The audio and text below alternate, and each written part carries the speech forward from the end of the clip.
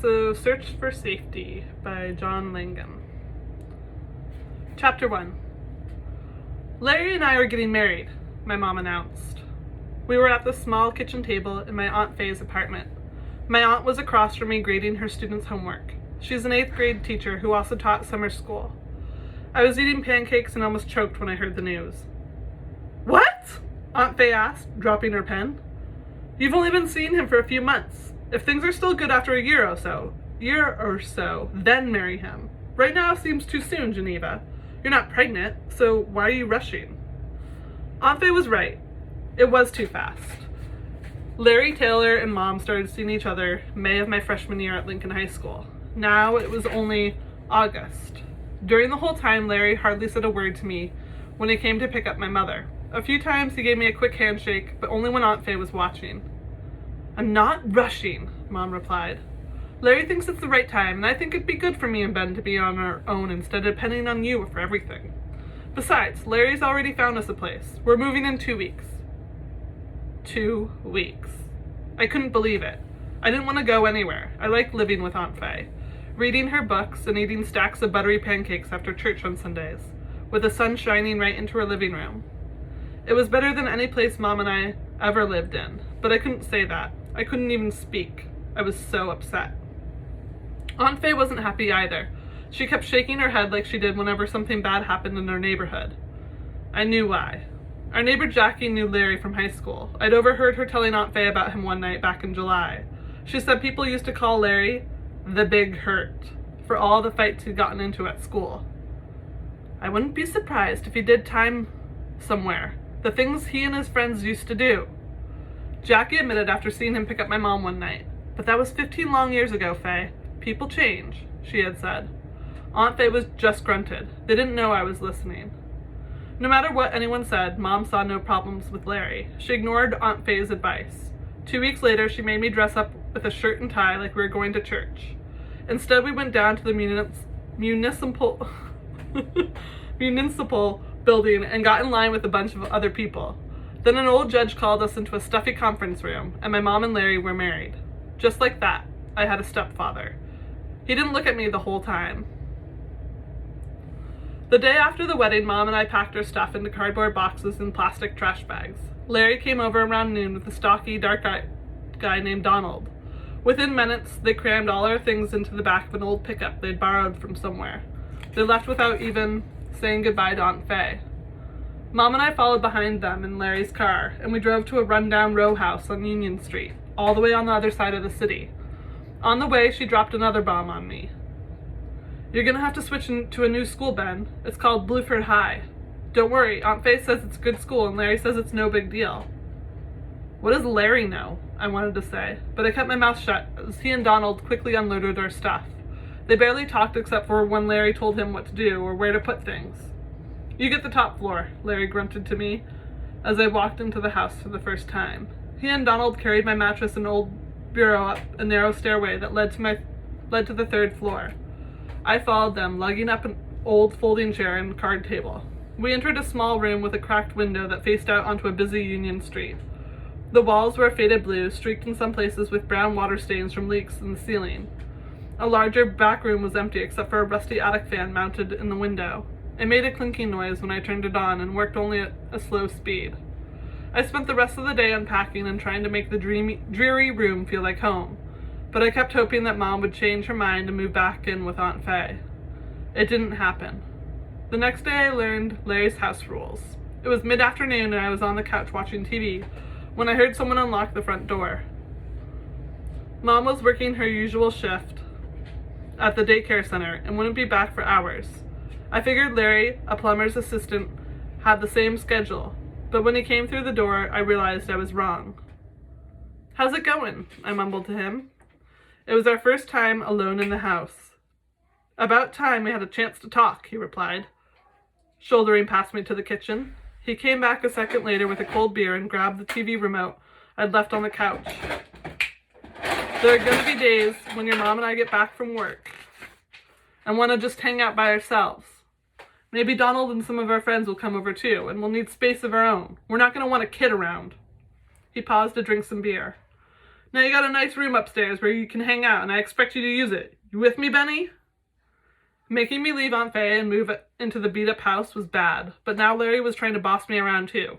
I couldn't keep my mouth shut. Mom's paying half the rent here, so this is my place too, I blurted out. And my name's Ben, not Benny, I added. Larry snapped. He slammed down his beer and leapt out of his chair, grabbing me by the shirt. I'm 5'8" and weigh 140, but Larry was at least 6 inches taller than me. His arms were solid like the black metal pipes in Aunt Faye's basement. He held my collar so tight I almost couldn't breathe. For a second, I was helpless. Get your hands off me, I wanted to say, but I couldn't speak. Don't you ever talk back to me, Benny boy, he growled. And if you don't get upstairs and out of my sight right now, you're gonna wish you never met me. He shoved me against the wall, and I scrambled away from him. Without a word, I raced up the stairs to my room and tried to lock my door to keep him out. But the old door barely fit in its frame, and I had to ram it shut. It seemed crazy to lock myself in the room, but what else could I do? I didn't want Larry anywhere near me. About an hour later, I heard the front door slam. I looked out my window and saw Larry get out of his old Dodge and drive off. It was past lunchtime, and I was hungry. I figured he'd gone back to work and would be out for hours, so I went downstairs to get something to eat. Aunt Faye had brought us groceries to take with us when we moved, so the kitchen was already stocked with food.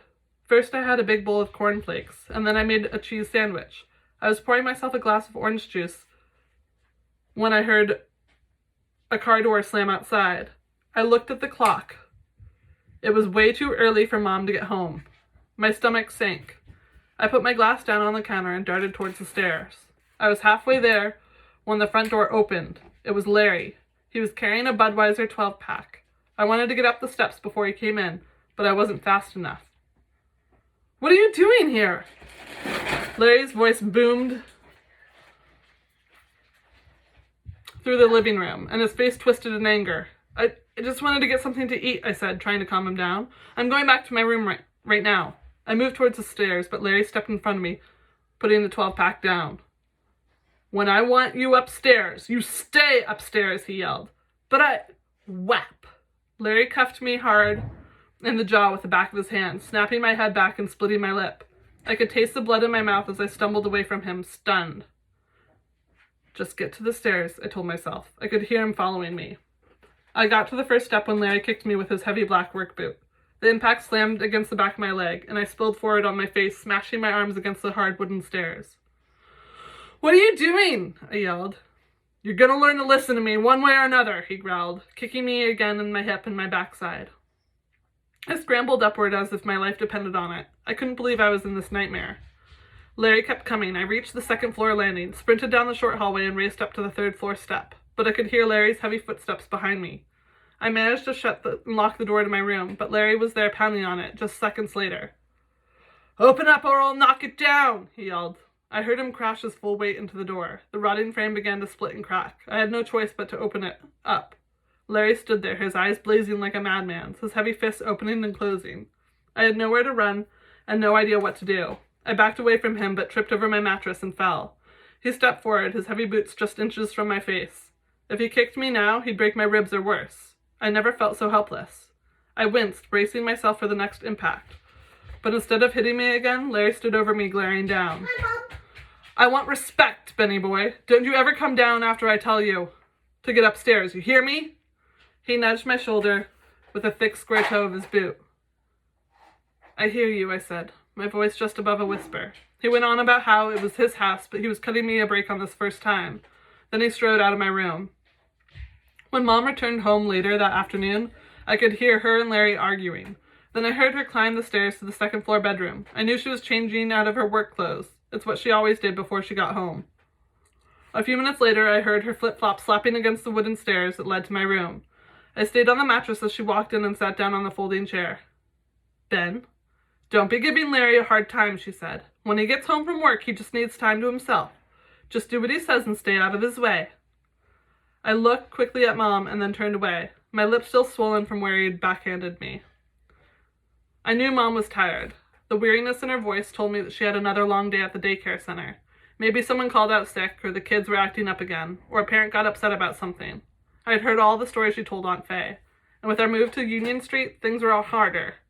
Mom's bus ride now was almost an hour long, but I didn't care. None of that made what Larry did right. It'll be okay, Ben. Just give him some time, she said. He's not used to having a kid in the house. I know he'll come around. You'll see. But this is our house too, I said, not even looking at her. My eyes started to burn. He and I are paying the rent, not you, Ben. You gotta make the best of our situation. We want to make this work. My heart sank at her words. Mom wasn't going to stand up for me. She'd marry Larry, and if push came to shove, she was going to take his side, not mine. I closed my eyes and forced the tears back. My mother put her hand on my shoulder, but I shrugged it away. She sighed, frustrated at me. Seconds later, I heard the slap of her flip-flops fade as she slowly went down the stairs. I stared at the ceiling for hours, then watching dark shadows stretch across my room and the dimming sunlight. They were like the bars of a cage.